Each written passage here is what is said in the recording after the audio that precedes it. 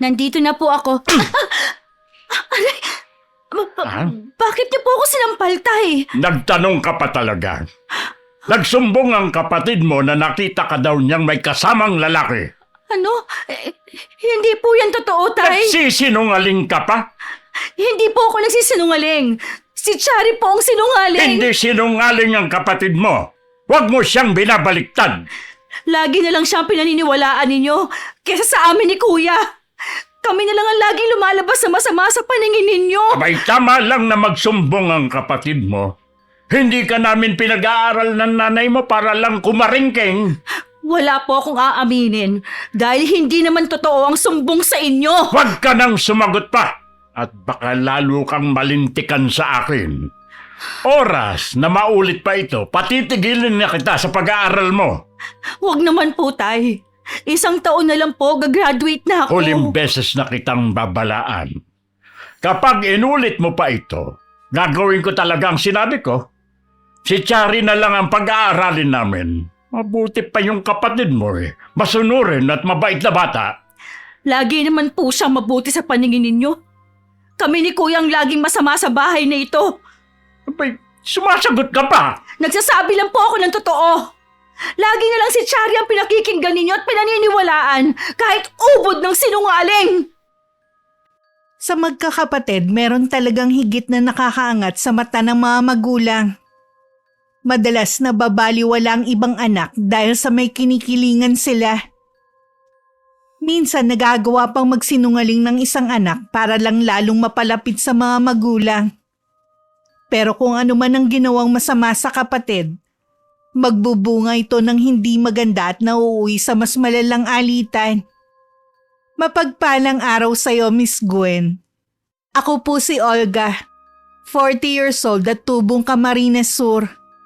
May gusto po akong ibahagi sa inyo na karanasan na nangyari sa akin at sa pamilya ko. Sana po isa ang sulat ko sa mapili ninyo. Pero bago po natin ituloy ang kwento, huwag pong kalimutang mag-subscribe sa channel na ito. I-like po ang video at mag-comment po sa ibaba.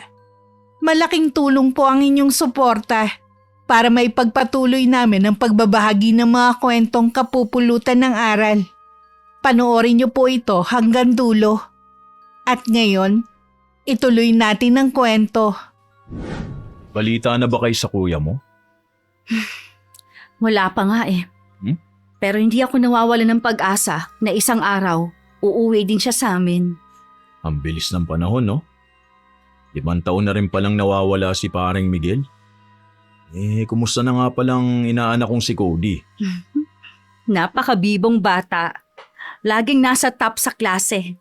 Nagmana kay Kuya Miguel. Di ba niya hinahanap yung tatay niya? Walang araw na hindi niya tinitignan ang litrato nila ni Kuya. Nakarga siya. Kahit ako, lagi ko pa rin siyang naiisip kahit anong ginagawa ko. Minsan, naglalakad nga lang ako eh. Bigla siyang sasagi sa isip ko. Ganon din ako eh. Nasaan ka man pare, sana nasa mabuti kang kalagayan. Huwag mong alalahanin ng uniko iyo mo. Hindi namin siya pababayaan ni Olga. Hanggang ngayon, palaisipan pa rin sa amin kung kanino siya nakipagkita nung araw na yon. Sino kaya yung 2 lalaki na kaibigan daw niya? Alam mo, kilala ko lahat ng kaibigan ng kuya mo eh. Wala naman siyang nababanggit sa akin na may bago siyang kakilala. Malakas ang kutob ko na kung sino man ang mga taong yon, sila ang nakakaalam sa tunay na nangyari sa kapatid ko. Kung hindi ko sana tinanggap ang trabaho sa Maynila, nakakasama ko pa sana si Miguel. Baka hindi nangyari ang pagkawala niya. Alam mo bang sinisisi ko rin ang sarili ko? Kung hindi ko sana siya pinayagan na umalis nun, baka hindi siya nawala. Natatandaan ko pa ang mga sinabi niya nung araw na yon. Sandali lang siya at babalik din kaagad. May sakit din kasi si Cody nun at bibilhan na rin daw niya ng gamot. Basta, lagi pa rin nating ipagdasal na makabalik na siya sa atin. Salamat nga pala ha. Sinamahan mo ako sa istasyon ng pulis. Oo naman. Hindi ko na kasi maaasahan ng mga magulang ko at si Chad. Nga pala, kumusta na yung tatay mo? Ang dami na rin nararamdaman. Ako ang bumibili ng mga gamot niya. Palibasa kasi, abuso rin sa katawan noon. Kaya kahit 60 pa lang, sinisingil na siya. Isang taon na nga lang pala, gagraduate na rin si Chari, no? May makakatuwang ka na rin sa mga gastusin ninyo. Sana nga obligahin siya ng mga magulang namin na tumulong. Oo nga pala, siya ang paboritong anak nila, di ba? O tapos kami ni kuya ang walang kwentang anak. Bakit kasi hindi mo pa naiisip na bumukod? Matatanda ng mga magulang namin. Tsaka si Cody, ako lang ang inaasahan niya. Alam mo naman na ako na ang tumatayong nanay niya mula nang mawala si kuya. E di isama mo siya. Baka hindi rin pumayag ang mga magulang ko. Sa bagay, nag-iisang apo rin kasi. Paano?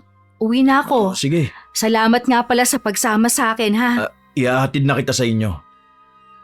Pagkahatid sa akin ni Mike, hindi na rin siya bumaba ng motor niya. Tinanguan pa niya ako bago pinaandar ang motor paalis. Hindi naman agad ako pumasok sa loob ng bahay hanggat hindi ito nawawala sa paningin ko. Nanliligaw ba sa'yo si Mike? Hindi. Binigyan mo na naman ng mali siyang nakita mo. Bakit magkasama kayong dalawa? Sinamahan lang niya ako sa istasyon ng pulis para alamin kung may balita na sa kuya natin. Ganun ba? Ang tagal na rin palang nawawala ni Kuya Miguel. Hindi pa rin ako nawawala ng pag-asa na makakasama pa rin natin siya. Hindi mo ba naiisip, ate? Baka kaya hindi na nagpapakita sa atin si Kuya dahil patay na siya. Kung wala ka rin lang naman magandang sasabihin, itikom mo na lang yung bibig mo. Bakit nagagalit ka? Posible naman kasi yung sinasabi ko eh. Yun ba ang gusto mong isipin? Napatay na si Kuya Miguel? Kesa isipin na makakabalik pa siya? Ay nako, mag-uumpisa ka na naman magdrama dyan. Bakit ka ba ganyan, ha? Parang hindi mo kapatid ang nawawala, ah. Hindi naman kasi porke hindi ako kagaya mo, hindi na ako nag-aalala sa kuya natin. Ayoko lang kasi ng drama. Kahit nung mawala si Kuya Miguel, hindi man lang kita nakitaan ng pag-aalala sa kanya. Ni minsan, hindi kita nakitang umiyak. Hindi lang ako showy sa nararamdaman ko, no? Habang nag-uusap kami, bigla namang dumating si Itay galing sa labas. Nagmano naman ako sa kanya habang nagtataka ang mga tingin sa amin ni Chari. Ano na naman ang pinag-uusapan ninyong magkapatid? Nagdadrama na naman kasi tong si ate. Tumigil ka nga dyan. Mag-iimbento ka na naman eh. Totoo naman, di ba? Ano nga yung pinag-uusapan ninyo bago ako dumating? Galing po ako sa istasyon ng pulis. Hmm, Inalam ko lang sa kanila kung may balita na sa pagkawala ni Kuya Miguel. Itong si Chari, kung ano-ano na naman ang sinabi. Hindi ko lang nagustuhan ng sabihin niyang pakapatay na ang kapatid namin. Oy, ano naman ang masama sa sinabi ng kapatid mo? Tay naman. Pati ba naman kayo? 5 taon nang nawawala ang kapatid ninyo. Sumasagi din yan sa isip ko. O baka naman may ibang pamilya na sa ibang lugar. Hindi magagawa ni Kuya na iwan ang anak niya para bumuo lang ng pamilya sa Ay, ibang lugar. Sige nga, paano mo ipapaliwanag ang nangyari sa kanya? Wala ni isa sa mga kaibigan niya ang makapagsabi sa totoong nangyari sa kanya. Kahit nga mga pulis hindi malaman kung saan magsisimula sa investigasyon sa pagkawala niya. Kung totoo man, napatay na siya gaya ng sinasabi ni Shari. Sana man lang mahanap natin ang katawan niya. Paano nga kung ibinaon na sa lupa? Makikita pa ba natin yon? Bakit ba ang dali lang para sa'yo na sabihin yan? Baka lang naman. Ay nako, dyan na nga kayo. May gagawin pa ako. Diyan ka magaling. Ang umiwas kapag nasusukol na. Tigilan mo na nga yung kapatid mo. Lagi na lang siyang pinagbubuntunan mo ng inis. Ikaw ang matanda. Ikaw pa ang maiksi ang pasensya. Hindi na lang ako sumagot. Pero sa loob-loob ko, ipinagtanggol na naman ng paboritong anak. Akala ko dun na nagtatapos.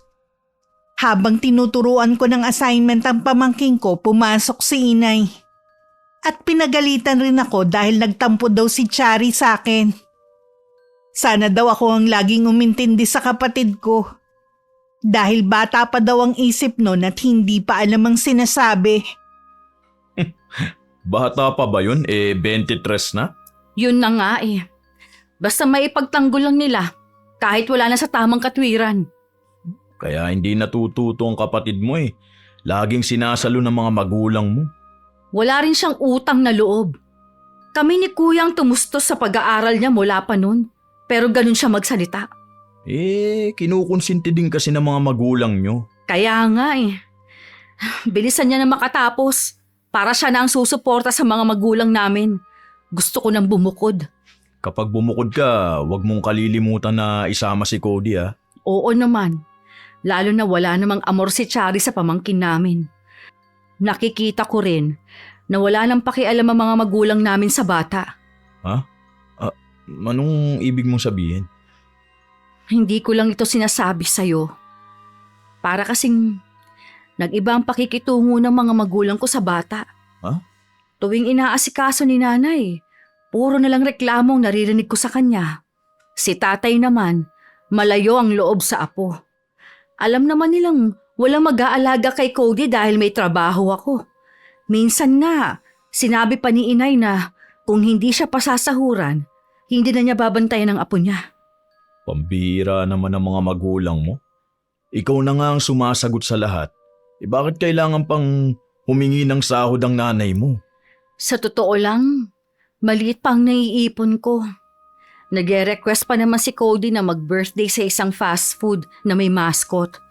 Gusto ko siyang pagbigyan dahil ngayon lang naman nag-request ng ganun ng bata. 2 buwan pa naman bago ang birthday niya eh. Sige na, ako nang bahala. Nakakahiya naman sa'yo. Hahatian na lang kita. Inaanak ko naman si Cody. Kaya hindi mo kailangan mahiya. Kung nandito lang ang kuya mo, siguradong pagbibigyan din niya ang request ng anak niya. Ngayon pa lang, nagpapasalamat na ako sa'yo. Wala yun. Alam mo, gumagaan ang pakiramdam ko kapag nakakausap kita. Wala naman kasi akong napagsasabihan ng nararamdaman ko eh. Dapat nga kasi, malapit kayo sa isa't isa ni Chari. Pero, bang klase rin kasi ang ugali niya. Noon pa naman, hindi na kami malapit sa isa't isa dahil nga sa ugali niya. Hindi na rin ako umaasa na magkakasundo pa kami. Kumusta naman ang relasyon nila ni paring Miguel noon? Kung nag-aaway kami, mas lalo na sila. Pero sa kabila noon, suportado siya ni Kuya. Kaya pala hindi ko siya makitaan ng simpatsya sa pagkawala ng kapatid niyo. Kaya nga kahit sa pamangkin, wala siyang pakialam eh. Alam mo, kung hindi nga lang mamasamain ng mga magulang mo, gusto ko sana siyang kunin sa bakasyon eh, para dun muna siya sa amin. Siguradong matutuwa ang inay ko. Sabik din kasi yun sa apo eh. Nung mawala nga ang kuya mo, sobra din ang pag-aalala niya. Kakausapin ko ang mga magulang ko. Baka pumayag sila. Tutal, wala na silang ginawa kundi ang magreklamo. Sana nga pumayag sila. Nang 1 linggo na lang ang pasok ni Cody sa eskwelahan, tsaka ko naman sinabi sa mga magulang ko ang gusto ni Mike. Tahimik lang naman si inay. Pinaliwanag ko rin na mabait ang nanay ni Mike at mahilig sa bata. Ay bakit naman gustong kunin ni Mike ang bata? Wala naman po akong nakikitang masama eh. Inaanak niya po si Cody at para naman maibang kapaligiran nito. Isa pa, para pumatigil ng kakareklamo ni inay sa pag-aalaga. Hindi naman kasi biro ang mag-alaga ng bata eh. Imbis na nag-i-enjoy na lang kami ng inay mo, may responsibilidad pa kami. Apo niyo naman ang inaalagaan ninyo at hindi ibang bata. Kahit na. Buti kung wala pa akong nararamdaman sa katawan ko. Kung kaya ko nga lang kumuha ng yaya eh, kumuha na ako noon pa. O di sana kumuha ka. Magkano lang naman ang sahod sa yaya? Sige po, kukuha ako. Pero kayo nang bahala sa allowance si Chari. Ha? Ano bang kalokohan nito, ha? Gusto mong isakripisyo ang kapatid mo? Gusto niyo po kasi akong kumuha ng mag-aalaga sa pamangkin ko eh. Akala niyo ba, malaki ang sahod ko, ha? Sakto lang sa pangangailangan ng pamilya natin. Ikaw lang naman kasi ang pwede naming asahan. Ano ang gusto mo? Sa ibang tao pa kami lumapit? Ang gusto ko sana, tulungan na lang tayo. Gusto niya pa akong gumastos sa pagkuha ng yaya. Hindi naman alagain pa ang pamangkin ko. Kailangan lang siyang asikasuhin sa pagpasok sa eskwelahan. Wala ka pa kasing anak kaya madali para sa iyong sabihin yan. Para po tumigil na kayo sa kakareklamo, doon na muna si Cody sa ninong niya. Bahala ka na nga. Siya nga pala, may babayaran daw ang kapatid mo, bigyan mo siya ng pera. Bakit hindi po siya magsabi sa akin? At sa inyo pa niya pinasabi? O paano, lagi kang galit sa kanya kaya natatakot na magsabi ang kapatid mo sa iyo. Sa kamalditahan niya, malabo na matakot siya sa akin. Bakit ba ang init lagi ng ulo mo kay Chari? Ha? Ay totoo siguro ang sinasabi ng kapatid mo na naiinggit ka sa kanya. Aba, kapatid mo yun, kaiinggitan mo? Tay, hindi yan totoo. Saan naman nakuha ni Charing ideya na may inggit ako sa kanya? Kasi ang kapatid mo maganda at maraming kaibigan. At marami din siyang nabibili ng mga make-up at magagandang gamit na hindi mo mabili. Na nabibili niya dahil sa pera ko. Sinusumbutan mo ba ang kapatid mo, ha? Balang araw makakatulong din yung kapatid mo sa iyo. Malabo po na tumulong sa akin ang babaeng yon. Sarili lang niyang iniisip niya. Paano sa ugali mong yan kaya kapag dadamutan ng kapatid mo? Akala niyo naman, laging inaapi ang paborito ninyo. Ano na naman yung sinasabi mo na paborito, ha? Oh, totoo naman po, di ba? Wala na kayong nakikita sa bahay na ito kung gaano kabait ang anak ninyong si Chari. Wala pa nga siyang naiaambag sa bahay na ito eh. Ay sige, kapag nakatapos ang kapatid mo, siya naman ang tutulong sa amin. Hindi gaya mo, puro sumbat. Nakalimutan mo na yata na utang mo sa amin kung nasaan ka ngayon. Kaya nga po, di ba sinusuklian ko ang lahat ng mga ginawa ninyo? Pero hindi niyo pa rin makita ang halaga ko. Ikaw lang ang nag-iisip niyan.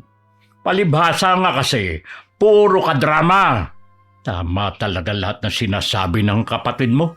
Kahit kami ng nanay mo, nananawa na rin sa iyo. Pakiramdam ko mas pagod ako sa bahay kesa sa trabaho. Kung pwede nga lang na pati day off, pasukan ko na rin. Inaalala ko rin kasi ang pamangking ko na gusto rin akong makasama.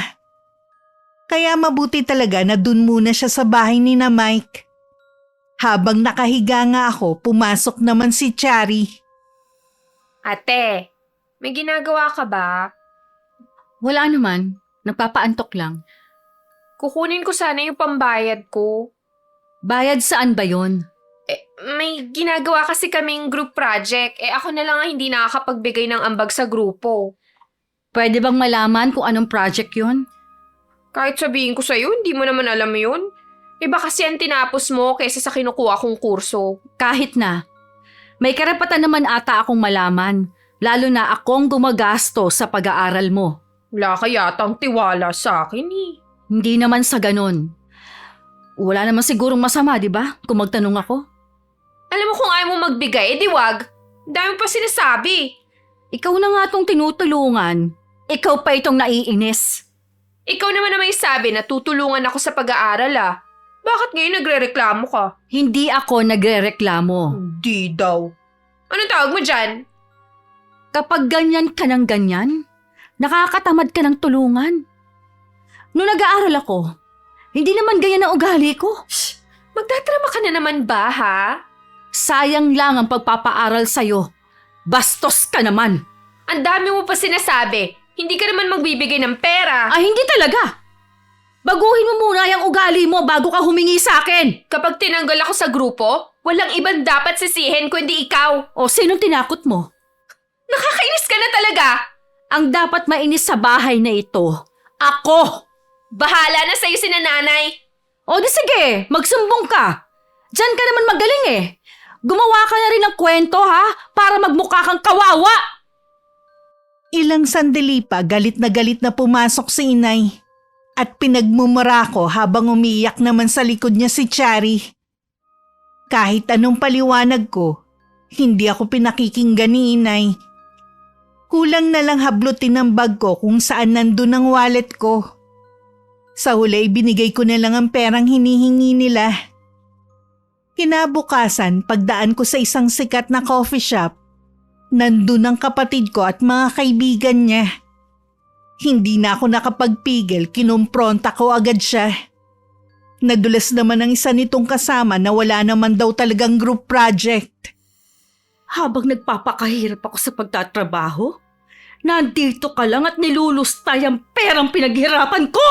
Ate, sa bahay na lang tayo mag-usap. Nakakahiya dito. Huwag ka mag-iskandalo dito. Nahihiya ka ngayon dahil nahuli kita. Hanggang kailan ka ba gagawa ng kasinungalingan para hingan ako ng pera, ha? Totoo naman na gagamitin ko sa project ang pera mo eh. Sige! Panindigan mo yung kasinungalingan mo! Bukas sa bukas din, pupunta ako sa university na pinapasukan mo. Ha? Anong gagawin mo doon? Aalamin ko kung nag-aaral ka pa ba. Baka pati yon, malaking kasinungalingan na din. Sobra na tong ginagawa mo sa akin! Bakit? Hindi pa ba kalabisan ang ginagawa mo sa akin, ha? Pagod na ako sa'yo! Lagot ka kina nanay sa ginawa mong to. Nauna na umuwi si Chari. Naiwan naman ako para kausapin ng mga kaibigan niya.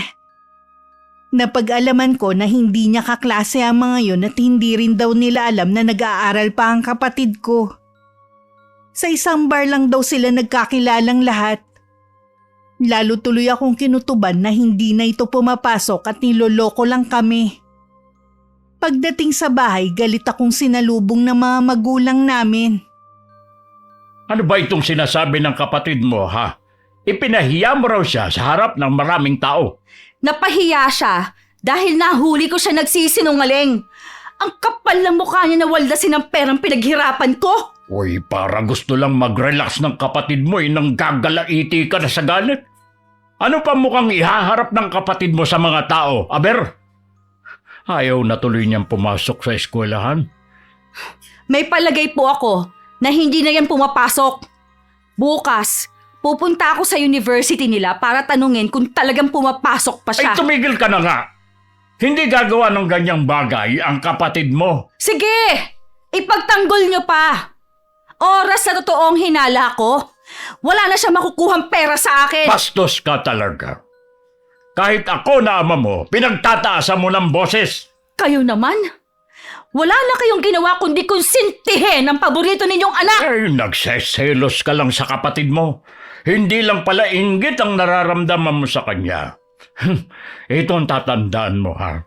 Yan ang sisira sa'yo kung hindi ka magbabago. At yang pagiging sinungaling ng buso ninyo ang sisira sa kanya. Kinabukasan, hindi na muna ako pumasok sa trabaho. Maaga akong pumunta sa university na pinapasukan ni Chari.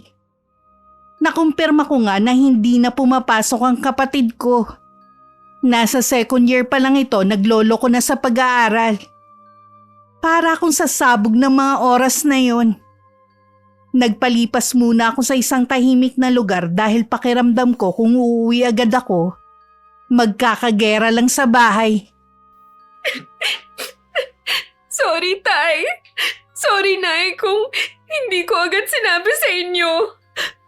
Kung alam niyo lang na nakakaranas ako ng matinding depression dahil hindi ko masabi sa inyo na hindi na ako pumapasok. Uy, bakit kasi itinago mo sa amin? Umpisa pa lang po, nahihirapan na ako sa kurso ko eh. Dahil yun ang gusto niyo para sa akin kaya itinuloy ko pa rin. Uy, sana sinabi mo pa rin. Magagalit lang kami sa una pero maiintindihan ka rin namin ng inay mo. Ay, tignan mo tuloy. Ate mo pa ang nakatuklas. Ano pong gagawin ko, Tay? Galit na galit si ate. Sigurado pumunta yun sa university ko dati. Kami ang bahala sa kanya ng nanay mo. Gusto ko rin po sana mag-aral pa ulit, Tay. Sige, kakausapin namin ang ate mo. Hindi pwede na pababayaan ka na lang niya. Narinig ko lahat ng pinag-uusapan nila. Huminga muna ako bago pumasok sa loob ng bahay. Lahat sila natuon ng paningin sa akin.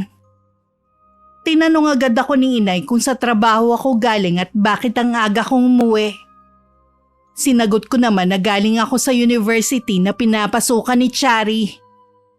Natahimik naman sila sandali bago humagulgol ng iyak ang kapatid ko.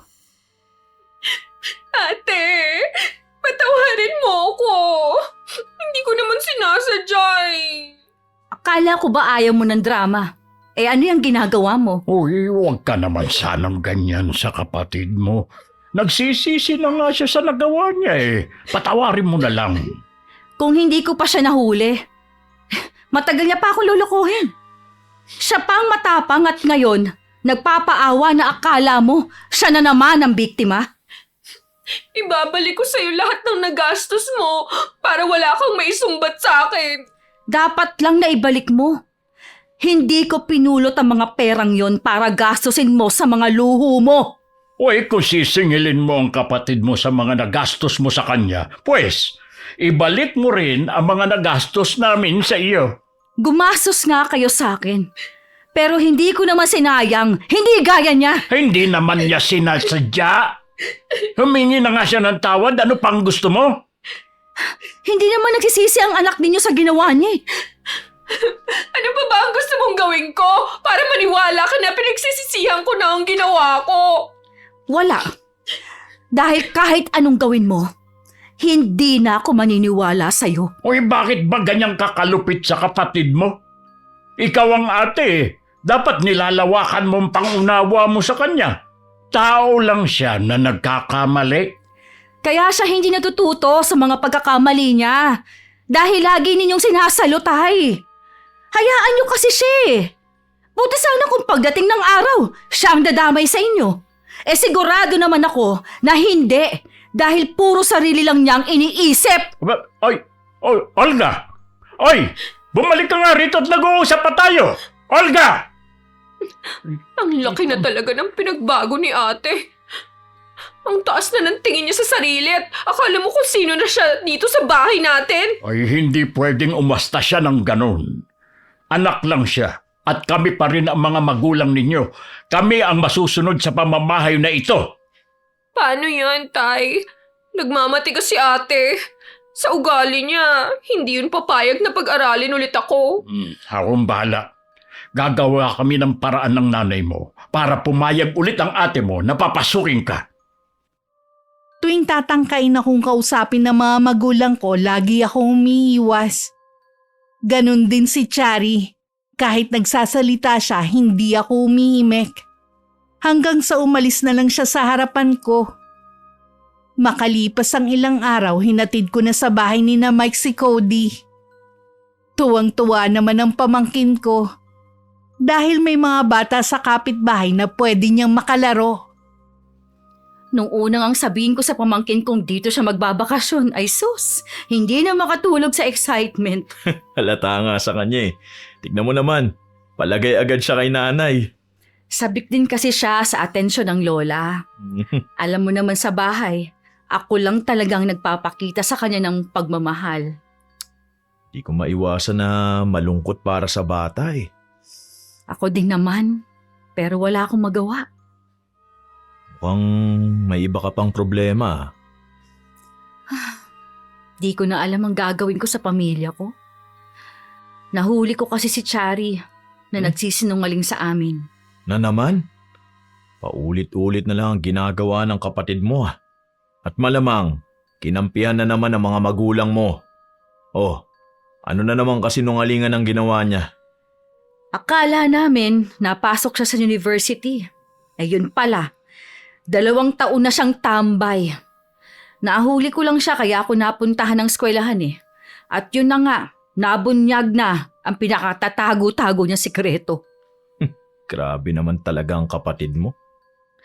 Sa sobrang sama ng loob, di ko na magawang umiyak. Huwag mong kimkimin sa dibdib mo at nakakasama din yan sa kalusugan. Kapag kasi umiyak ako, sasabihan ka lang na nagdadrama. Hindi ba pwedeng pagod na ako at nasasaktan? Ngayon na hindi na nag-aaral ang kapatid mo, siguro oras na para isipin mo rin ang sarili mo. Pagkakataon mo na itong bumukod. Isama mo si Cody. Huwag kang matakot. Lagi naman akong nandito para sa inyo ng inaanak ko eh. Alam ko naman yun. Kaya lang nakakahiya pa rin sa'yo. Di na kayo iba sa akin ni Cody. Ano na lang ang iisipin ng kumpare ko kung pababayaan ko kayo? Kapag ganitong nahihirapan ako, lalo kong naaalala si Kuya. Siya kasi ang laging nagpapatawa sa akin eh. Lagi ko nga rin siya naaalala eh. Napag-usapan nga namin siya ni Inay nung isang araw dahil sabi ko nga, iahatid mo ngayong araw si Cody. Meron siyang sinabi na ngayon ko lang naisip na baka yun nga ang dahilan kung bakit hindi nakakauwi ang kuya mo. Na baka patay na siya? Gaya ng sinasabi ni Chari. Alam mo kasi, ayaw lang nating aminin sa sarili natin dahil umaasa pa rin tayo na makakasama pa siya balang araw. Pwede kasing umaasa na lang tayo sa wala eh. Sana man lang masagot ang mga tanong natin kung anong totoong nangyari sa kanya. Sino yung 2 tao na kinatagpo niya nung araw na yon? Anong ginawa nila kay Kuya? Kung totoong wala na si paring Miguel, naisip ko na lumapit kaya tayo sa espiritista para makausap ang kaluluwa niya. Parang hindi pa ako handa na malaman na wala na nga siya. Mahirap din to sa akin. Kapag handa ka na, sabihan mo ko ah. Ayoko na magdedesisyon ako mag-isa eh. Dapat may pahintulot mo. Isa rin siguro sa dahilan kung bakit ayokong umalis sa bahay. Umaasa ako na kapag may kumatok at binuksan ko, si Kuya ang nasa labas. Gusto mo bang dumaan muna sa istasyon ng pulis? Para kumustahin kung may balita na sila sa kuya mo. Mabuti pa nga. Para alam din ng pulis na may hawak sa kaso na hindi tayo sumusuko sa paghahanap kay Kuya Miguel. Bago umuwi, dumaan nga muna kami sa istasyon ng pulis. Wala pa rin silang balita. Pero nangako naman ng pulis na may hawak ng kaso na hindi sila susuko sa kakahanap. Lalo na hindi kami nawawala ng pag-asa. Bihira na daw kasi sa pamilya ang gaya namin. Inihatid pa ako ni Mike sa amin. Pagpasok ko ng bahay, nasa sala si Chari. Halata na hinihintay ako. Ate, si Cody. Hindi ba nabanggit sa'yo ni Inay na ngayon ko ihahatid si Cody kina Mike? Dun muna siya, habang bakasyon. Hindi naman natin sila kaano-ano pero bakit naman sa kanya mo ipinagkatiwala ang pamangkin natin? Yun na nga eh.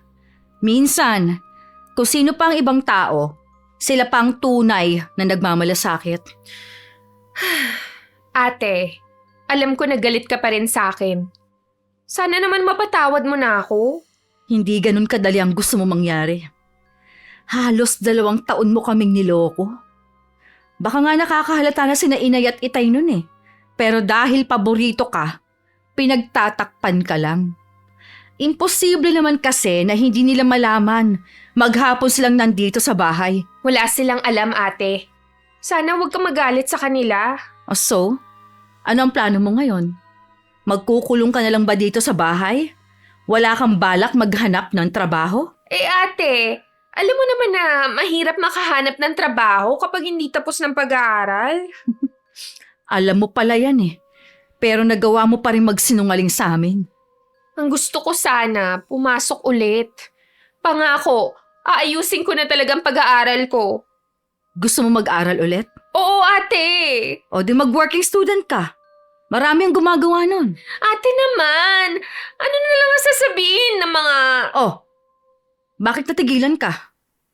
Nahihiya ka sa mga kakilala mo na makita na nag-working student ka na lang? Kahit kailan talaga, pasosyal ka eh. Hindi naman bagay sa'yo. Itanim mo dyan sa kukote mo. Kahit kailan, hindi na kita pag-aaralin. Kaya kumilos ka kung gusto mong makatapos ng pag-aaral. Sige, isusumbong kita kila Itay at Inay. Di magsumbong ka. Diyan ka naman magaling eh. Ate, nakikiusap naman ako sa'yo. Hindi na nga ako magloloko ulit eh. May sarili din akong buhay. Marami din akong gustong gawin. 26 na ako. Kung buong buhay na lang ang ilalaan ko sa inyo, paano naman ang sarili kong kaligayahan? Paano naman ako, ate? Ayoko mapag-iwanan ng mga kakilala ko. Kaya nga sinasabi ko sa'yo, mag-working student ka. Ayaw mo naman. Mahirap naman kasi yun eh. Mahirap talaga. Pero kailangan mo magtiyaga para makatapos ka. Bakit ako? Nakaya ko naman. Dahil kulang ang ibinibigay ni na tatay nun. Ikaw yun. Iba naman ako sa'yo. Kasi ikaw, hindi ka nasanay sa hirap. Lahat ng kailangan mo, inilalagay na lang sa harapan mo. Kung ganyan ka mag-isip, tanggapin mo na lang na hindi ka na makakabalik sa pag-aaral. Magtrabaho ka na lang para makatulong ka sa gastusin dito sa bahay. Kaya na talaga akong tiisin ni Ate Olga. Matigas na nga ang ulo ng ate mo. Pati kami ayaw niyang kausapin. Palagay ko po, tay, may balak ng mag-asawa ni ate. Kaya ayaw na niya ng obligasyon. Wala nga siyang pinapakilalang nobyo mag-aasawa pa. Malay niyo naman po. Baka sila na ni Mike. Ayaw lang nilang aminin. Sa bagay niya, nasa tamang edad na rin naman ang ate mo. Hindi natin mapipigilan kung sakaling mag-aasawa siya. Kung pag-aaralin ka pa niya, malamang na tumandang dalaga na siya. Paano naman ako, tay? Gusto ko pa rin mag-aral. Nagsisisi na nga ako sa nagawa ko eh. Hindi ko naman pwedeng ibigay sa iyo yung pang-maintenance ko. Kalusugan ko naman na malalagay sa alanganin yan. Ipangutang niyo kaya ako, tay? At ano ipambabayad ko? Walang magtitiwala sa akin dahil alam nilang wala akong trabaho at umaasa lang tayo sa ate mo. Wala na ba talagang pag-asa na makabalik ako sa pag-aaral? Pipilitin ko ang ate mo. Lahat gagawin namin ng inay mo. Paano po kung hindi pa rin pumayag si Ate Olga? Abay, palalayasin ko siya rito sa bahay. Paano po kung tuluyan ngang umalis ang ate? Kayo talaga, tay, hindi nag-iisip. Sa kanya nga tayo umaasa eh. Kasi hindi ko na alam kung paano ko siya mapapasunod Makiusap ka na lang lagi sa kanya. Sige na, anak. Lahat na ginawa ko, tay. Pero sinabihan lang niya ako na mag-working student. Hindi mo ba talaga kaya yon? Hindi po, tay Baka mamaya magkasakit pa ako. At saka, hindi ako makakapag-focus sa pag-aaral. Magdasal ka na magbagong isip ng ate mo. Hindi naman yata yung tinatablan eh. Subukan mo pa rin, malay mo naman. May mga pagkakataon na nilalapitan pa rin ako ni Chari. Pero paulit-ulit lang ang sagot ko sa kanya. Kahit si inay, kinukonsensya ako na baka daw magtangka magpakamatay si Chari dahil sa pagmamatigas ko. Alam ko namang hindi yun gagawin ng kapatid ko. Sinabihan ko na lang si inay na bubukod na lang ako kapag hindi sila tumigil. Kung ano-ano na naman ang sinabi sa akin.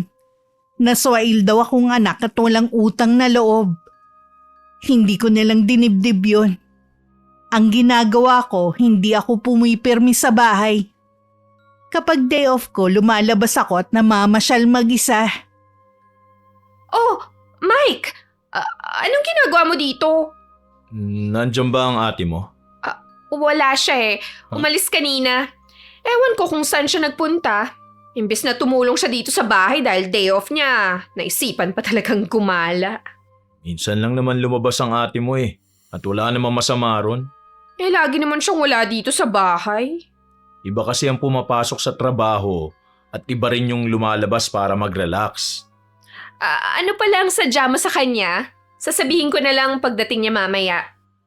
Tinawagan kasi ako ng pulis kanina na may hawak ng kaso sa pagkawala ng kuya nyo. Meron daw siya nakuhang impormasyon na pwedeng makatulong para mahanap si paring Miguel. Ha? Anong impormasyon kaya yon? Bukas ko pa pupuntahan yung pulis Dumaan lang ako dito para sabihin kay Olga. Ako na lang magsasabi kay ate. Ha? Sana nga mahanap na si Kuya Miguel. Yun din ang matagal na naming ipinagdarasal ni Olga. Kami rin naman ni na itay at inay. Lagi pa rin ngang umiiyak si inay Nasan nga pala ang mga magulang mo? Wala sila. May pinuntahan na kamag-anak namin. Sige. Yun lang naman ang sadya ko. Mike, sandali lang. May itatanong kasi ako sa'yo. Ano yun? May relasyon ba kayo ng ate ko? Bakit mo naman naitanong yan? Lagi kasi kayong magkasama eh. Malapit lang talaga kami ni Olga dahil sa kuya nyo. Hindi ko na sila tinuturing na iba ni Cody. Bakit sa akin hindi ka malapit? Bakit hindi mo tanungin ang sarili mo? Gusto ko rin mapalapit sa'yo pero ikaw tong lumalayo eh. Mas gusto mong kasama si ate. Mabait kasi ang ate mo at hindi namimili ng kakausapin. Ako ba hindi? Marami ka bang kaibigan na taga rito? Bakit kailangan ko makipagkaibigan sa mga taga rito, no? Marami akong kaibigan sa pinapasukan ko. Ayun, ikaw na rin ang sumagot sa tanong mo. Sige na, aalis na ako. Kala mo naman kung sinong gwapo. Tse! Hindi nakarating sa akin ang pinapasabi ni Mike. Hindi rin kami nagkakausap dahil may team building ang kumpanyang pinapasukan ko. Nagkita lang kami nang dalawin ko ang pamangkin ko sa kanila. Nagulat pa ako sa sinabi niya tungkol kay Kuya Miguel. Bakit hindi mo agad sinabi? Alam mo naman na importante sa akin basta tungkol kay kuya. Pinuntahan kita sa inyo. Si Chari ang nakausap ko. Sabi niya, siya na ang bahala magsabi sa'yo. Wala naman siyang sinabi na kahit na ano sa akin eh. Grabe talaga ang kapatid mo. Alam niyang importante yun eh. Sumusobra na talaga siya eh. Pasensya ka na kung hindi na kita tinawagan ha.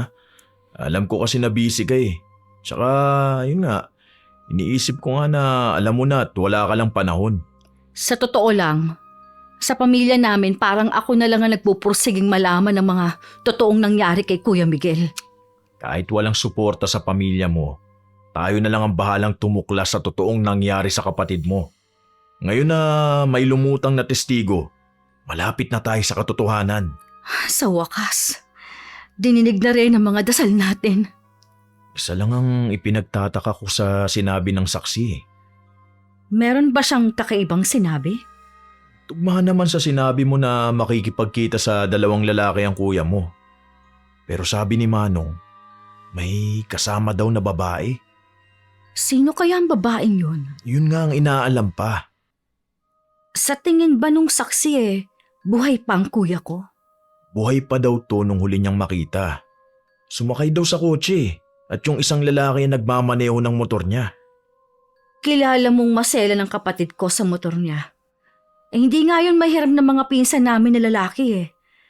Paano na pinayagan niyang ibang tao ang magmaneho ng motor niya? Nakakapagtaka eh. Kung hanggang dun lang ang nasaksihan ng taong yon, hindi pa rin natin malalaman kung ano ang nangyari sa kuya ko. Kahit papano, kumpirmado nang nakipagtagpo siya sa dalawang lalaki. Sana nga, mabigyan na ng linaw ang lahat. Itatanong ko ulit to sa'yo Gusto mo bang lumapit sa taong pwedeng makausap ang kuya mo? Parang sinasabi mong wala na talaga si kuya. Di, magbabakasakali lang naman tayo eh. Sige, ikaw na ang bahala. Alam ko na mahirap, pero kailangan nating harapin ang takot na nararamdaman kung gusto nating malaman ang totoo. Pagdating sa bahay, naabutan ko pang nagtatawanan ng mga magulang ko at si Chari. Huminto lang sila nang makita akong pumasok. Ibinaba ko lang ang bag ko at saka naupo malapit sa kapatid ko. Bakit ngayon ka lang? Dumaan pa kasi ako kina Mike. Kumusta na pala ang apo ko? Ayos lang naman po siya. Natagalan lang ako dahil nag-usap pa kami ni Mike. May gagawin pa pala ako sa kwarto ko. Huwag ka muna umalis dahil meron pa akong itatanong sa'yo. Hindi naman yata importante. Mas mahalaga kasi yung gagawin ko. Hindi ba importante ang tungkol kay Kuya Miguel? Ay, may balita na ba sa kuya mo? Meron na po. Galing na dito si Mike at si Chari ang nakausap niya. Bakit hindi mo sinabi sa akin? Nakalimutan ko eh. Nabanggit ko naman kina inay. Siguro nakalimutan din niyang sabihin sa'yo. Ako na lang ba sa bahay na itong nagpapahalaga kay kuya? Para kasing wala naman kayong interes na malaman ang totoong nangyari sa kanya.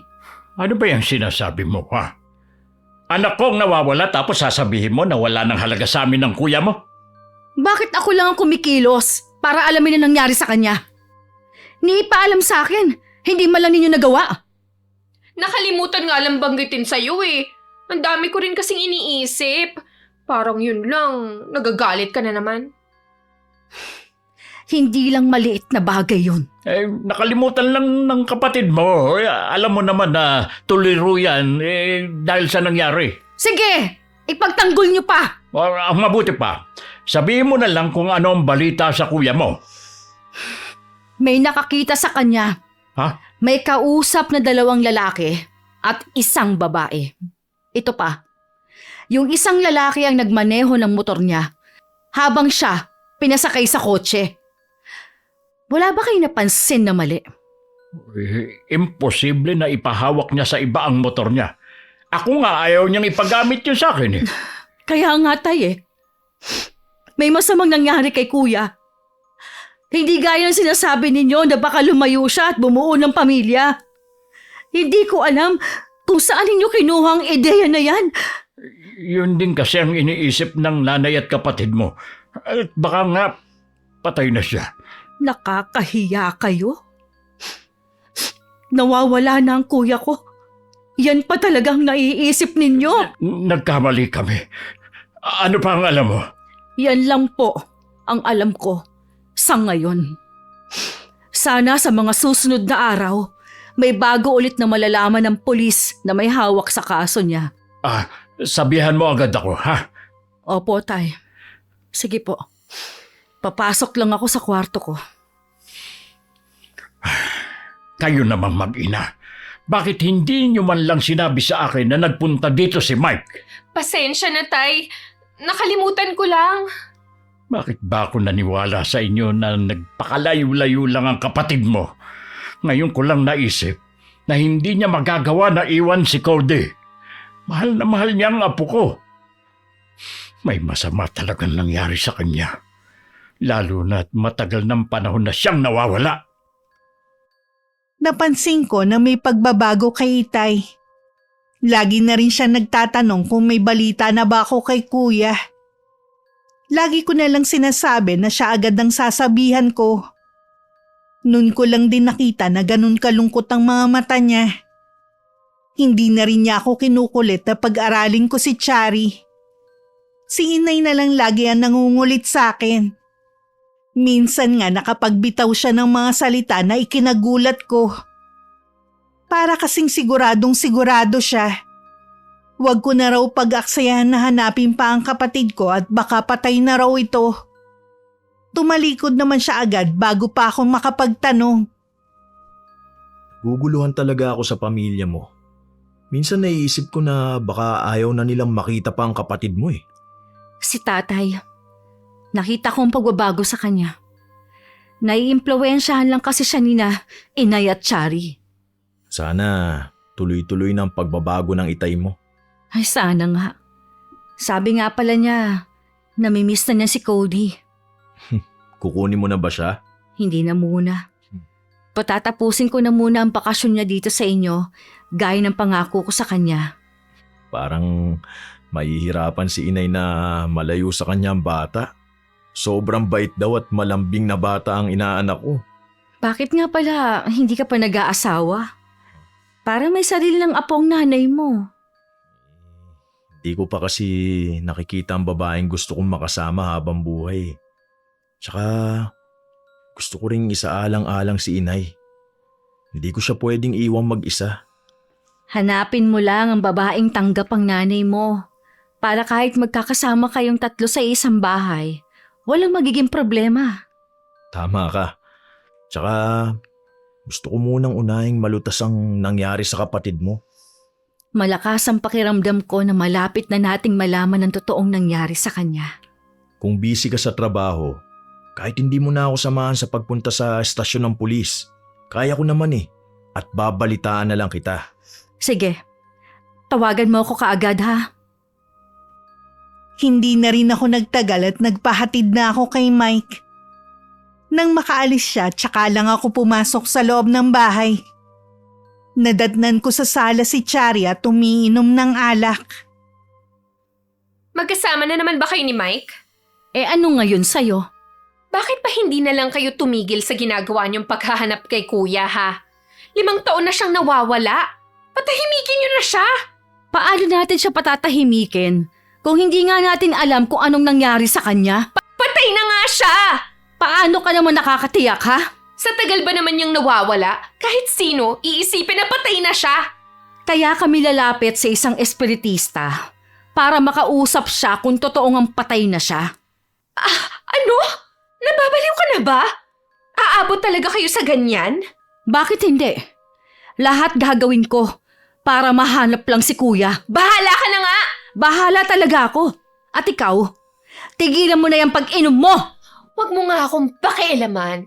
Ito ang paraan ko para makalimot. Makalimot saan? Sa mga atraso mo sa amin? Hindi lang yan. Basta, gusto ko makalimot. Bahala ka na nga dyan.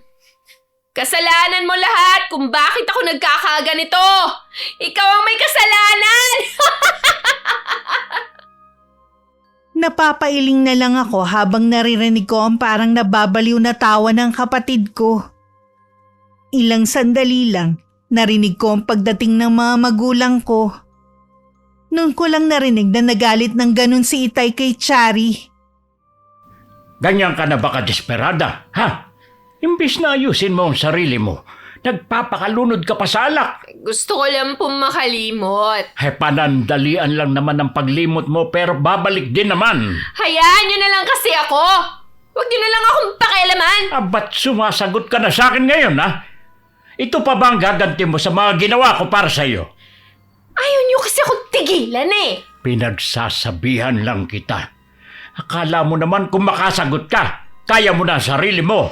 Hindi ka nga makatayo sa sarili mong paa. Pasensya na po, Tay. Ang bigat kasi ng dinadala ko ngayon eh. Yung bang hindi ka makapag-aral lang inaalala mo? Hindi po yun, Tay. Oh, may panibago ka na naman bang problemang kinakaharap? Huwag niyo na po muna akong tanungin ngayon. Paano natin masusolusyonan ang problema mo kung hindi mo sasabihin? Sa tingin ko po, walang solusyon sa problema ko. Pwede ba yun? Kahit gaano pa kabigat ang problema, laging may solusyon. Nakikiusap po ako sa'yo, Tay. Huwag po muna kayong mangulit ngayon. Ay, sige na nga. Pero kailangan mong sabihin yan kahit sa inay mo lang kung ayaw mo sa akin. Sana po, Tay. Kung sakaling malaman ninyo, mapatawad ninyo ako. Napapaisip naman ako kung anong problema ng kapatid ko na hindi niya masabi sa mga magulang namin. Hindi ko tuloy maiwasan makonsensya. Baka kasi masyado tong naapektuhan sa ginawa ko na hindi pagsuporta sa kanya. Kung hindi ko naman kasi yun gagawin, hindi ito matututo sa buhay. Sa hapunan hindi siya sumabay. Sabi ni inay nakatulog na daw sa kalasingan. Tignan mo ang naging resulta ng ginawa mo sa kapatid mong bunso. Bakit ako na naman po ang sinisisi ninyo? Yun lang naman ang iniisip ko na pwedeng maging problema ni Chari.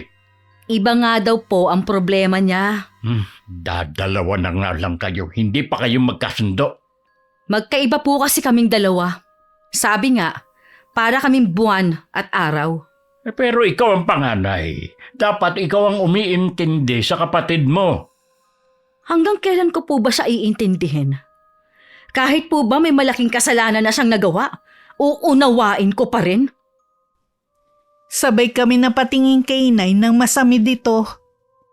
Lumapit naman ako sa kanya at sa kamarahan na tinapikan likod nito. Nang tanungin ko siya kung okay na siya, bahagya lang siyang tumango sa akin. Pamilya tayo rito. Wala na nga ang kuya mo. Nagkakagulo pa tayo dito sa bahay. Gusto ko, sa lalong madaling panahon, magkasundo na kayo. Magbago po muna siya bago kami magkakasundo. Ang tigas din talaga ng ulo mo. Mas gusto mo siguro na lagi kayo nag-aaway na magkapatid. Aminin niyo man po sa hindi. Siya naman ang laging nauunang gumawa ng gulo. Napakasinungaling din kasi. O ikaw ba? Hindi pa nakapagsinungaling, ha? Kung nakakapagsinungaling man ako, hindi para makapanakit ng kapwa ko. Ay, tigil na nga natin ang pagtatalo. Lalo lang akong nawawala ng ganang kumain. Kung noon laging nagtatanong si Itay kung may balita na kay kuya, ngayon naman tahimik lang siya. Napansin ko rin lagi siyang nakatingin sa malayo. Sinabi ko rin sa kanya ang plano namin ni Mike na kumonsulta sa isang espiritista para makausap si kuya kung talagang patay na nga ito. Hindi ko inaasahan ang reaksyon niya. Tumigil kayo sa plano niyo ni Mike. Sumunod ka kung ayaw mong samain ka sa akin. Pero Tay, ayaw niya bang malaman kung anong nangyari kay Kuya Miguel? Uy, hindi ako naniniwala sa espiritwista na yan o kung ano man ang tawag sa kanya. At tigilan mo na rin ang paghahanap sa kuya mo. Bakit naman po? Isipin mo na lang na nasa malayo lang siyang lugar at may sarili ng pamilya. Masayang namumuhay, malayo sa atin. Hindi ko po magagawa yan. Alam naman natin na hindi naman yan totoo. Ano po bang nangyayari sa inyo, Tay? 5 taon na siyang wala sa atin. Nasanay na akong wala siya, dapat ganoon ka rin. Madali para sa inyong sabihin yan dahil iisang anak lang naman ang mahal ninyo. Kami ni Kuya, lagi nilang nagmamalimos ng pagmamahal sa inyo ni Inay. Mahal namin kayong tatlo. Iba-iba lang ang paraan namin. Huwag na po ninyong ipagkaila pa. Si Chari lang pong mahalaga sa inyo. Ay, hindi na kita pipilitin na maniwala sa akin. Pero nakikiusap ako sa iyo na huwag mo nang ituloy ang plano ninyo ni Mike. Bakit hindi niyo maipaliwanag sa akin ang dahilan niyo? Mahirap ipaliwanag pero alang-alang ito sa pamilya natin. Lalo kung naguluhan sa inyo. Sabihin niyo nga, may nalaman ba kayo tungkol kay Kuya? Wala akong alam. Gusto ko lang pangalagaan ang pamilya natin. Kahit naman po nun, ako lang nag-aasikaso sa kaso ni Kuya. Kung wala na kayong interes, bahala ho kayo. Pero hindi ako titigil sa paghahanap ng sagot sa nangyari kay Kuya. Nararamdaman ko, malapit na naming malaman ang totoong nangyari sa kanya. Yumuko lang si Itay at hindi na muling nagsalita. Nang araw na yun, papunta sa amin si Mike. Inabangan ko na lang siya sa labas ng bahay namin. Nang dumating siya, niyaya ko na lang siya sa ibang lugar para dun kami makapag-usap. Hindi pumayag ang Itay mo? Oo. Akala ko nga matutuwa siya sa sasabihin ko. Nagalit pa siya eh. Ipatigil na rin daw natin ang pagpapahanap kay Kuya. Ngayon lang ako nakatagpo ng ganong mga magulang. Parang wala silang pakialam sa kuya mo. Hindi ko naman siya susundin, no? Kahit ano man ang mangyari, ituloy na natin ang paghahanap. Papaisip tuloy ako eh. Hindi kaya alam ng pamilya mo ang totoong nangyari sa kuya mo? Sa palagay ko wala silang alam. Sa tingin ko kasi meron silang pinagtatakpan eh. Bakit hindi sa bahay ninyo ikaw maghanap? Ano naman ang hahanapin ko sa bahay namin? Kahit na ano, na pwedeng magturo ng kinaroroonan ni paring Miguel. Kinakabahan ako ah. Wag kang kabahan. Nandito lang ako. Sa kwarto ni Chari ako maghahanap. Mabuti na lang lagi siyang wala. Sa pagiging walang pakialam ng bunso mong kapatid sa pagkawala ng kuya nyo, gusto ko na magduda.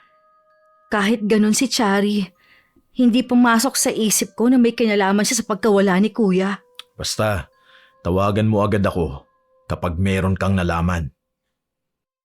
Nang makauwi ako sa amin, may kaba na sa dibdib ko. Dumating ako na walang tao sa bahay. Kaya sinamantala ko naman para pasukin ang kwarto ni Chari. Punong-puno yun ng mga mamahaling gamit. Gaya ng bag, pabango at kung ano-ano pa. Doon lang siguro napupunta ang binibigay kong alawan sa kanya. Nagsimula na rin akong maghalungkat pero makalipas ang ilang minuto, tumigil na rin ako. Palabas na sana ako nang mapatingin ako sa ilalim ng kama. Lumapit ako doon at sinilip ang ilalim. Isang kahon ng sapatos ang nakita ko at kinuha yon. Ang bilis ng kabog ng dibdib ko, hindi ko pa man yun nabubuksan. Nang tingnan ko ang laman nun, ganun na lang ang pagkabigla ko. Dahil cellphone ni Kuya Miguel ang nasa loob.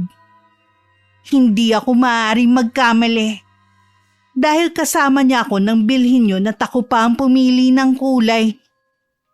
Paanong napunta sa'yo ang cellphone ni Kuya Miguel? Pumasok ka sa kwarto ko? Sagutin mo muna ang tinatanong ko. Paano ito napunta sa'yo? Binigay sa akin niya ni Kuya. Dala niya ang cellphone na to nung araw na makikipagkita siya sa mga taong yon. Kaya paanong ibibigay niya to sa'yo? Akin na sabi yan! Hindi ko ibibigay sa'yo to hanggat hindi ka nagsasabi ng totoo! Wala kang malalaman sa akin! Ayaw mo magsalita? Ha? Sige, dadalhin ko to sa istasyon ng pulis. Malaking ebidensya ito sa pagkawala ni Kuya Miguel. Wag, ate! Wag! Maawa ka naman sa akin! Ayoko makulong! Ano ang kinalaman mo sa pagkawala ni Kuya Miguel? Sumagot ka! Huwag mo akong iyakan! Magsalita ka na bago kita kaladkarin papunta sa mga pulis! Hindi! Ayoko! Baka gamitin mo pa laban sa akin! Nahinto naman ang pagtatalo namin nang dumating ang mga magulang namin. Sinabi ko sa kanila ang nakita ko sa kwarto ni Chari. Pareho lang silang napatungo. Sa reaksyon nyo, alam nyo ang ginawa ng babaeng ito? Kailan nyo pa nalaman, ha? Kailan lang nila ipinagtapat? At si inay, alam na niya simula pa lang.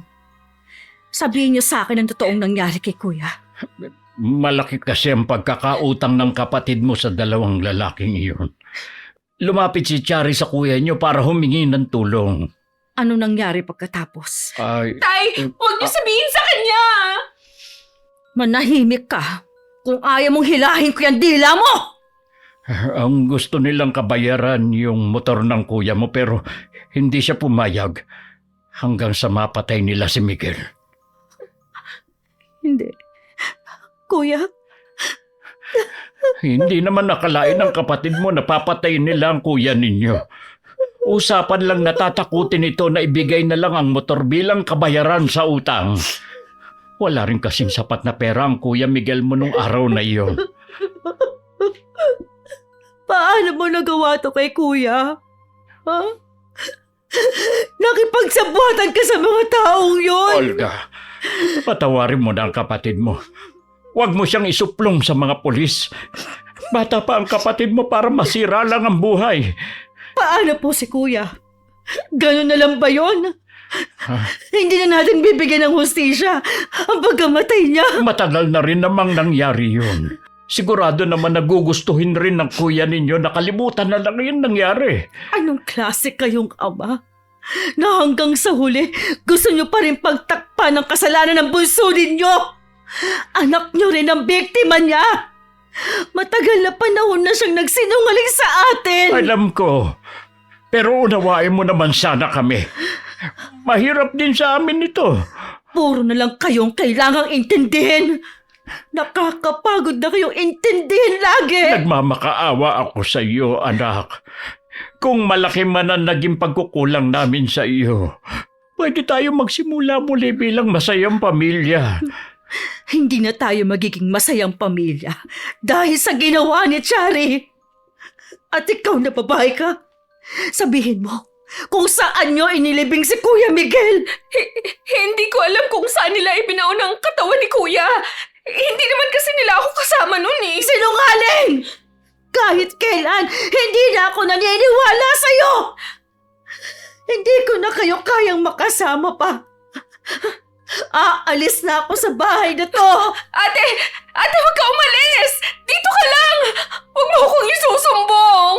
Matagal ko nang pinagsisihan ang ginawa ko kay Kuya! Sa loob ng ilang taon, hindi kita nakitaan ng pagsisisi.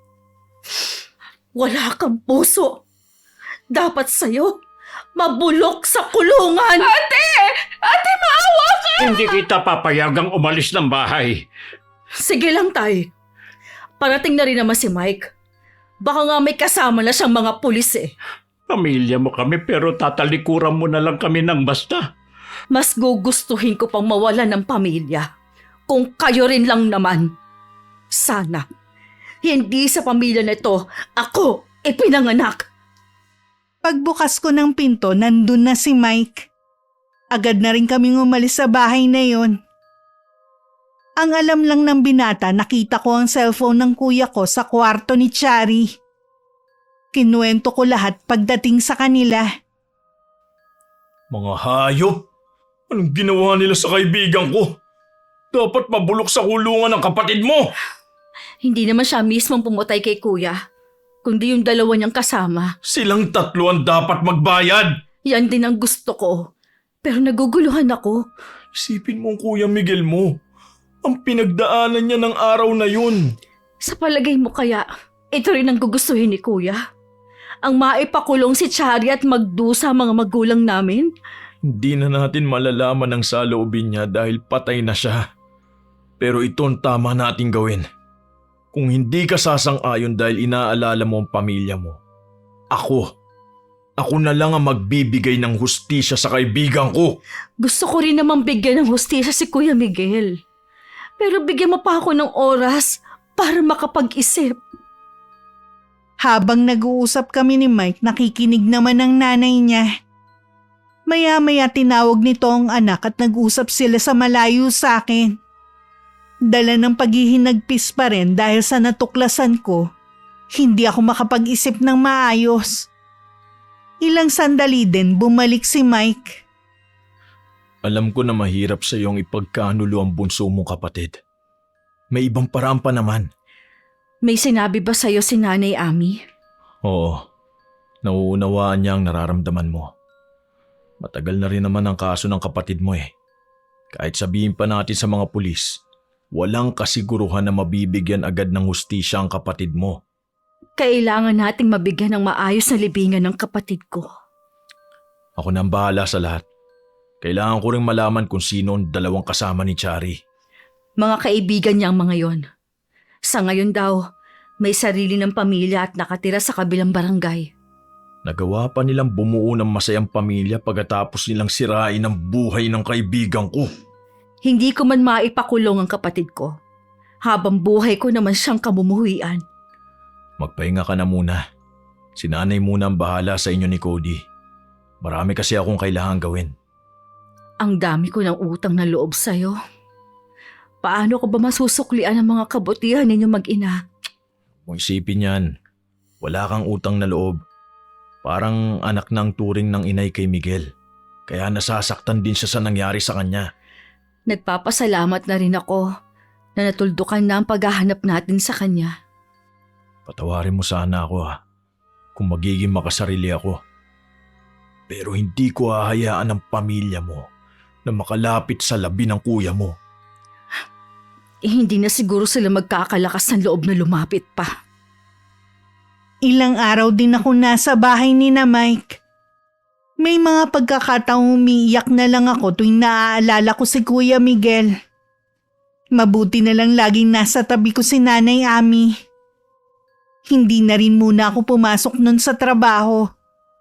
Dahil hindi rin naman ako makakapag-focus. Hanggang sa nahukay na nga ang labi ng kapatid ko.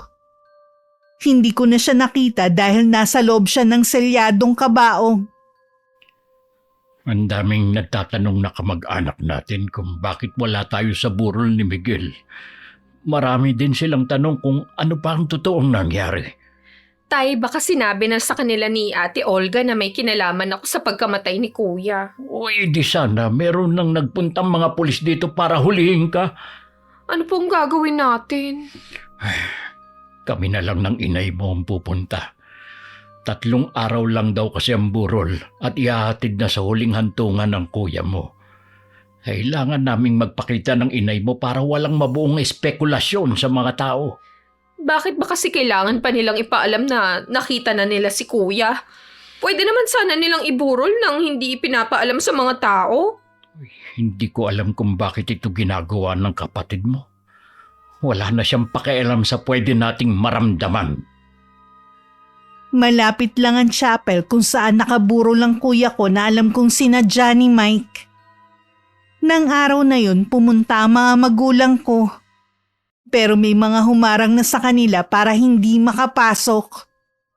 Lahat ng mga nandun napatingin na lang sa kanila. Hindi po kayo pwedeng pumasok dito. Abay, sino ka para pagbawalan ako, ha? Anak ko ang nariyan. Ginampanan niyo po ba ang pagiging ama sa kaibigan ko? Wala kang karapatan na makialam sa amin. Usaping pampamilya ito, kaibigan ka lang. Ako po ang nag-asikaso sa lahat habang kayo abala sa pagtatakip sa kasalanan ng bunso ninyo. Ay, kahit sandali lang, hayaan mo kaming masilayan sa huling pagkakataon ng anak namin. Pasensya na po. Hindi ko kayo mapagbibigyan. Sa iyo at sa gusto mo, papasok kami. Handa na po ba kayong malaman ng mga taga ritong ginawa ng pinakamamahal yung bunso? Bakit niyo ba ginagawa ito sa amin? Wala na ba talaga kayong respeto sa amin? Kayo din po ang may kagagawan kung bakit nawala yon. Nakikiusap po ako sa inyo. Umalis na kayo. Huwag na kayong gumawa ng eksena rito. Igalang niyo ang burol ni Paring Miguel. Walang nagawa ang mga magulang ko kundi ang umalis na nakatungo. Maririnig naman ang mga bulungan sa paligid. Mas lalong dumami ang mga tanong ng mga kaanak namin. Pero nanatiling tikom ang bibig ko. Hanggang sa mailibing ang kuya ko, hindi ko na nakita ang mga magulang ko. Dahil sa pagdadalamhati, hindi ko namamalayan ang paglipas ng mga araw. Tay, tumawag sa akin ang asawa ng kaibigan ko. Ay, sinong kaibigan? Yung pumatay kay kuya. Pwede ba, Cherry? Huwag mo na silang mababanggit pa. Putulin mo na ang koneksyon mo sa kanila. Sila naman po ang kumontak ulit sa akin mula nang malaman nila ang tungkol kay kuya. Wala akong pakialam. Basta ayoko nang nakikipag-ugnayan ka pa sa mga kriminal na yun. Baka hindi ako makapagpigil. Ako mismo magsuplong sa kanila. Tay, wala na po sila. Ha? Anong ibig mo sabihin na wala na sila? Patay na po silang pareho. Ano? Kakaiba po ang paraan ng pagkamatay nila, Tay. Malusog at wala naman po silang iniindang sakit. Eh, paano sila namatay? Basta na lang daw nagkasugat ang buong katawan nila hanggang sa mabutas yon at lumabas sa mga napakaraming insekto. Barang yun. Yun ang tumapos sa buhay nila. Po? Totoo po ba ang barang? Oo, totoo ang barang. Diyos ko! Pero sino kaya nagpabarang sa kanila? Ganyan talaga nangyayari sa mga masasamang tao. Baka hindi pa rin sila tumigil sa masasama nilang gawain kaya nakahanap sila ng katapat. Ang huling balita ko po sa kanila, nagbagong buhay na sila at nagtayo na lang ng negosyo alang-alang sa pamilya nila. Ay kapag likas na sa tao ang kasamaan, kahit anong pilit nilang magbago, babalik pa rin sila sa dati nilang gawain. Hindi mangyayari sa kanila yon kung totoong nagbago na sila. Siguro nga po, Tay. Hindi ko naman nakikita ang ginagawa nila eh. Ay, huwag kang pupunta sa burol nila, ha? Kailangan mong mag-ingat. Hindi natin alam kung anong pinaplano ng ate mo at ni Mike. Patay na naman po ang dalawa. Wala nang dahilan para magsampa sila ng kaso. Pero nandiyan ka pa. Alam mong malaki ang galit sa iyo ng ate mo. Isang maling hakbang mo lang. Baka sa kulungan ka bumagsak. Nag-iingat naman po ako, Tay. Hindi na nga ako lumalabas ng bahay. Ay, hindi ko alam kung magpapakita pa sa atin ang ate mo. Sa pagkakaalam ko, hindi na siya pumapasok sa trabaho. Paano po mga gastusin natin? Ay, ang nanay mo nang bahala. Ang importante, makakaraos tayo sa araw-araw. Sana bumalik na dito si Ate Olga o kahit dalawin man lang tayo. Gusto ko ulit humingi ng tawad sa kanya dahil sa mga nagawa ko. Dumating ang araw ng birthday ng pamangking kong si Cody. Kahit nagluluksa pa rin, tinupad ko ang hiling nito na mag-celebrate sa isang fast food na may mascot. Mga kaklase at mga malalapit na pinsan lang ang inimbita namin. Naging masaya naman ang araw na yon. Pero kapansin-pansin ang walang sigla ng pamangkin ko. Apektado rin siya sa pagkawala ng tatay niya. Sabi nga niya, kung hindi na lang daw matuloy ang birthday party niya, basta bumalik lang ang tatay niya. Kung pwede lang sana. Naisip ko lang to bakit hindi mo subukan na lumayo kayo ni Cody sa lugar natin? Para makaiwas na rin sa mga usap-usapan ng mga tao. Saan naman kami pupunta?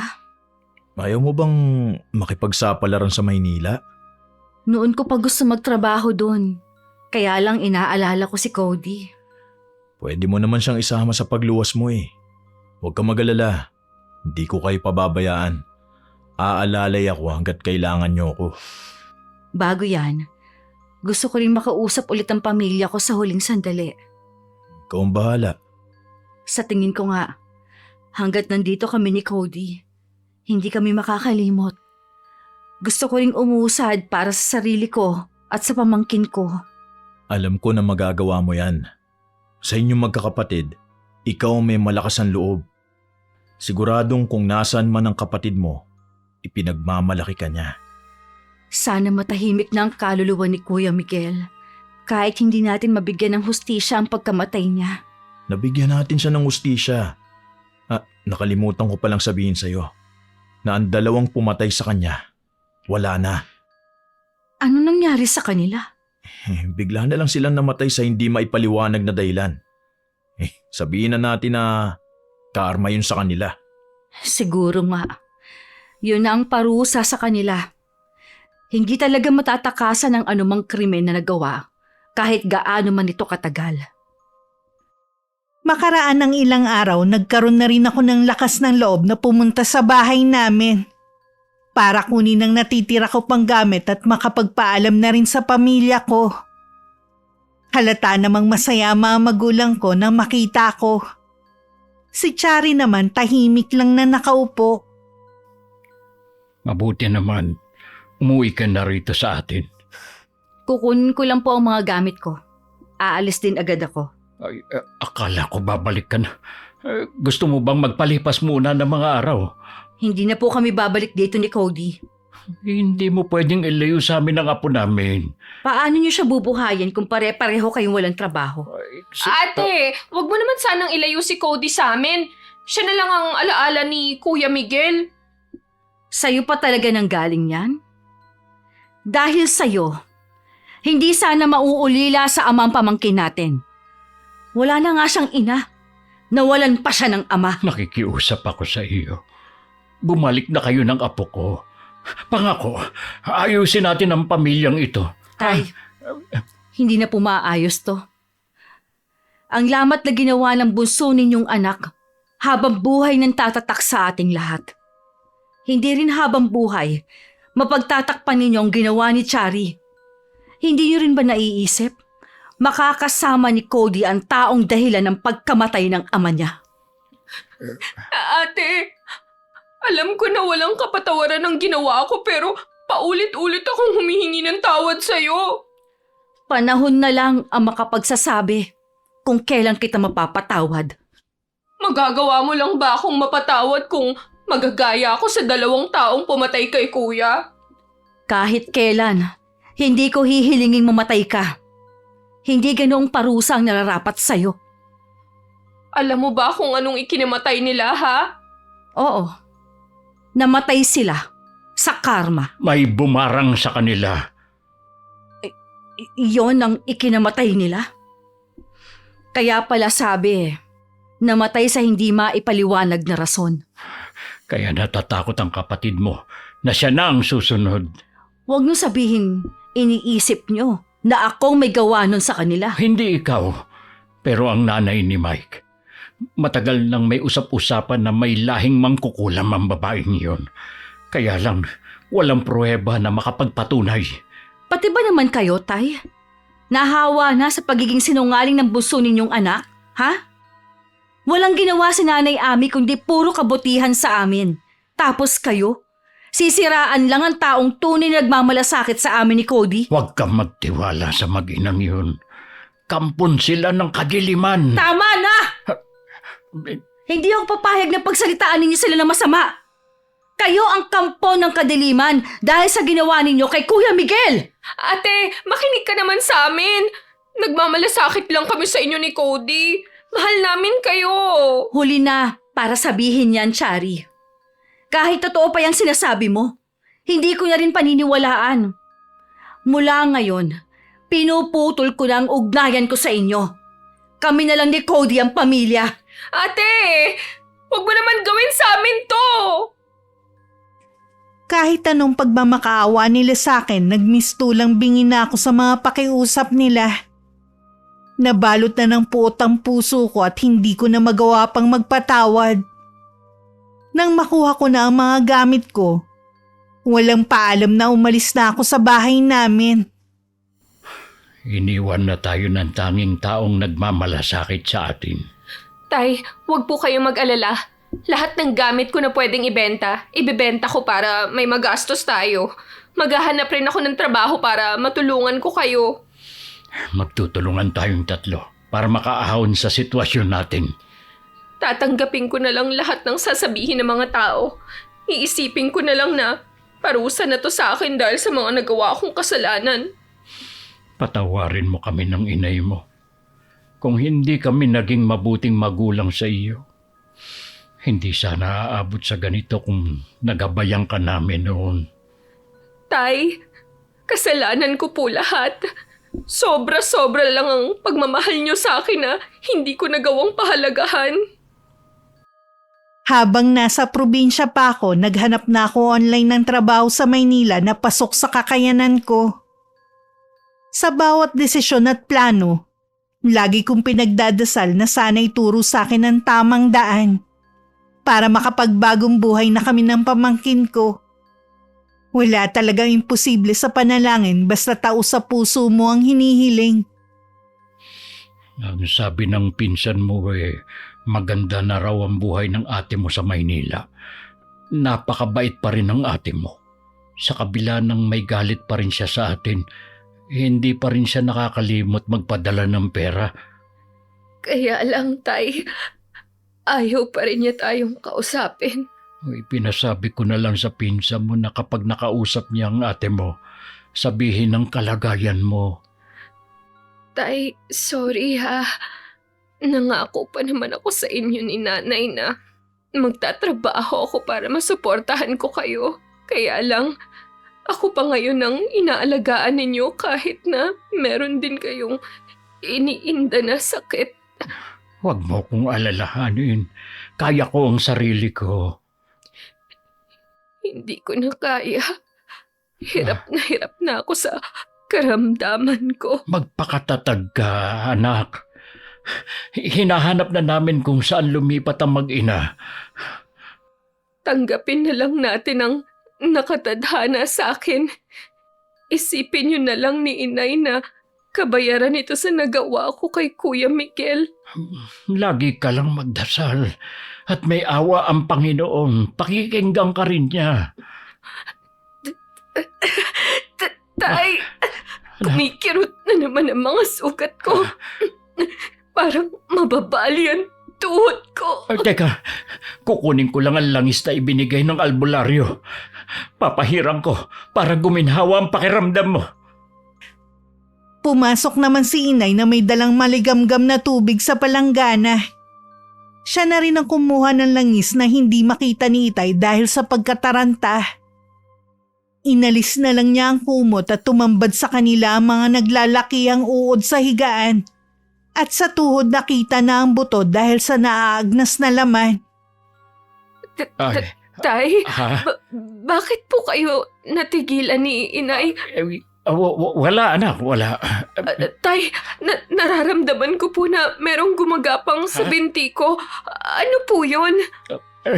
Anak, mga naglalakihang mga uod. Tay, alisin niyo po! Ayoko sa mga yan! Inisa-isa naman nilang tanggalin ng mga yon. Pero makalipas lang ang ilang sandali, meron na naman silang nakita. Para bang nanggagaling yun sa loob ng katawan ni Chari. Sa kabila ng pagod at puyat, hindi nila sinukuan ng kapatid ko.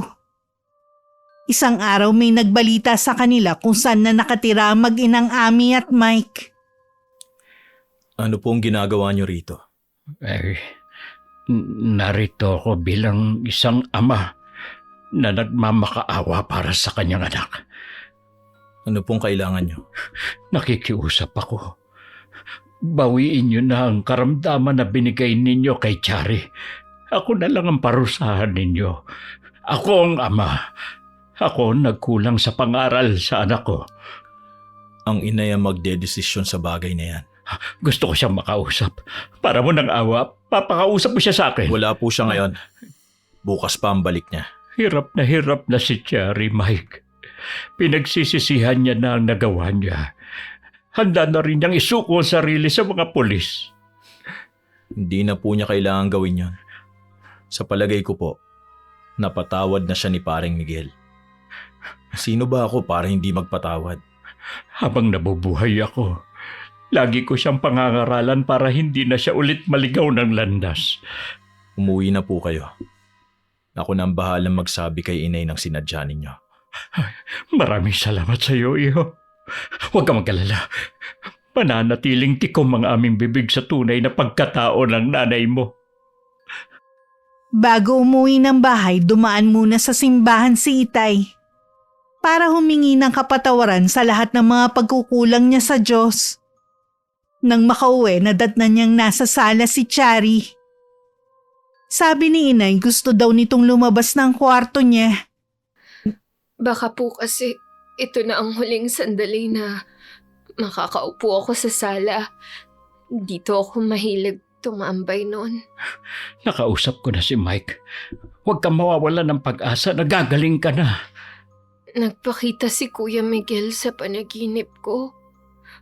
Umiyak ako sa kanya at humingi ng tawad sa nagawa ko. Niyakap niya ako ng mahigpit. Ay, ang ibig sabihin lang nun, pinatatawad ka na niya. Opo, Tay. Ang bait talaga ni Kuya Miguel. Sana sa susunod na buhay namin, siya pa rin ang kuya ko at pabawi ako sa kanya. Magiging mabuting kapatid na ako. Ayaw nang bumalik sa loob ng kwarto niya si Chari. Gusto niya maghintay ng oras ng katapusan niya o kagalingan niya sa sala. Lumipas ang magdamag na walang pagbabago sa kalagayan niya. Nawawalan na rin ng pag-asa ang mga magulang namin. Umiiyak na si Inay habang si Itay pilit pa rin nagpapakatatag. Tumalikod na lang siya para hindi niya makita ang paghihirap ng kapatid ko. Tay? Patawad, anak. Tay, humarap po kayo sa akin. Ha? Magaling na po ako. Binawi na sa akin ang karamdaman ko. Oo nga. Nawawala ng mga sugat sa katawan mo. Salamat, Diyos ko. Salamat po. Hindi niyo pinabayaan ang anak ko. Nung araw ng kasal ni Mike, dun ko nalaman ang lahat. Pati yung si Nanay Ami ang nasa likod na nangyari kay Chari. Hindi ako nagalit dahil alam kong nadala lang sila ng galit sa nangyari sa kapatid ko. Nakipagkita na rin ako sa pamilya ko at pinili na patawarin sila. Tao lang ang kapatid ko at mga magulang ko. Hindi sila perpekto.